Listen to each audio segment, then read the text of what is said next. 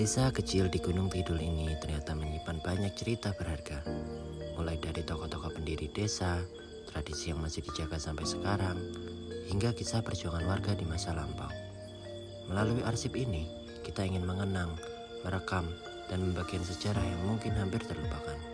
Karena sejarah bukan hanya cerita lama, tapi juga jati diri kita hari ini. Nama saya Sularno.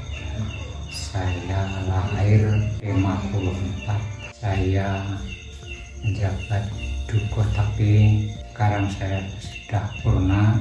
Saya menjabat duko waktu tahun 79 sampai purna 2011. Ya, keadaan jarak dua zaman saya sudah ingat itu kira-kira tahun 60-an. Jadi setahu saya Jarah ini sudah ada nama Jarah gitu. Terus waktu itu Jarah sebelum seperti ini, dulu warga Jarah ini kerjaannya petani. Jadi setiap hari ke ladang, kalau musim hujan itu para petani-petani Jarah ini pergi ke ladang menanam tanaman antara lain padi, jagung, kacang, dan ketela. Itu dinamakan menanam tumpang sari. Maksudnya beberapa jenis hanya jadi satu lahan. Jadi bisa nanam jagung, kacang, padi, tela, itu hanya satu lahan. Jadi namanya tumpang sari. Seingat saya itu waktu itu masyarakat Jarah dua hidupnya masih susah. Masalahnya orang Jarah atau masyarakat Jarah dulu makannya masih makan tiwul. Jadi tiwul yang dibikin dari ketela tadi. Yaitu ada yang panen padi tapi tidak cukup dimakan 1 tahun. Jadi makanan pokok masyarakat Jarah dulu masih tiwul, jagung itu yang pokok.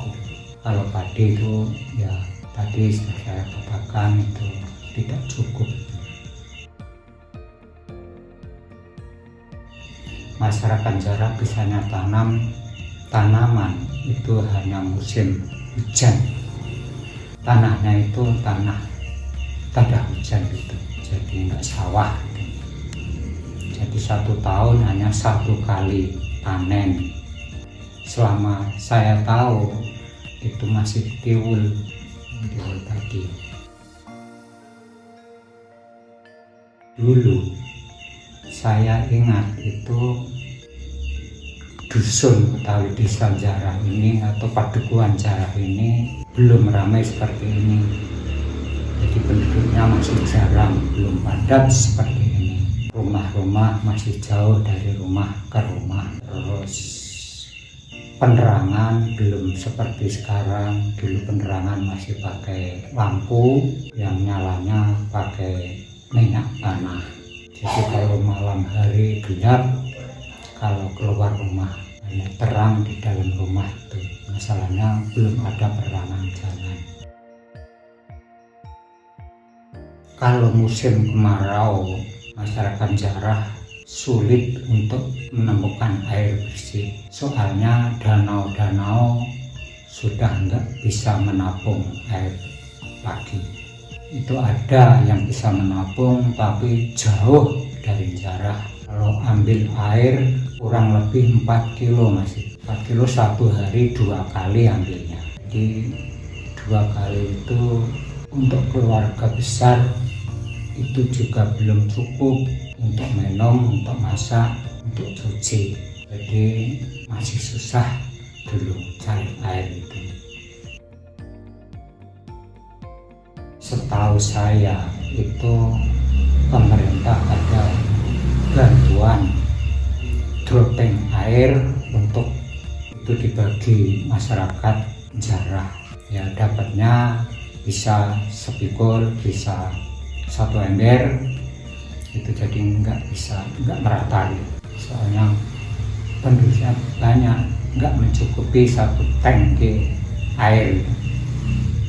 Hanya 5.000 liter dibagi jarah itu nggak bisa cukup itu tiap 1 minggu 1 kali dulu dibantu.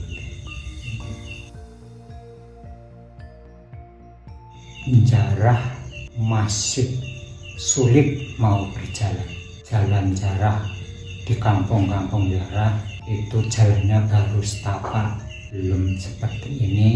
Dulu belum bisa dilalui kendaraan mobil atau motor, bisanya dilalui orang jalan kaki. Terus sampai sekarang alhamdulillah jalan-jalan jarah.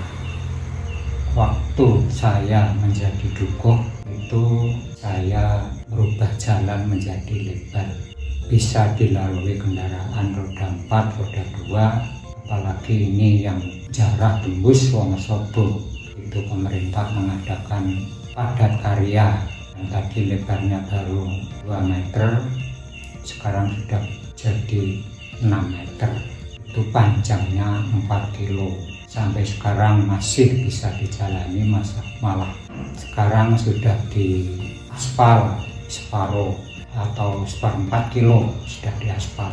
Selanjutnya baru di blok pakai semen itu, tapi juga belum merata.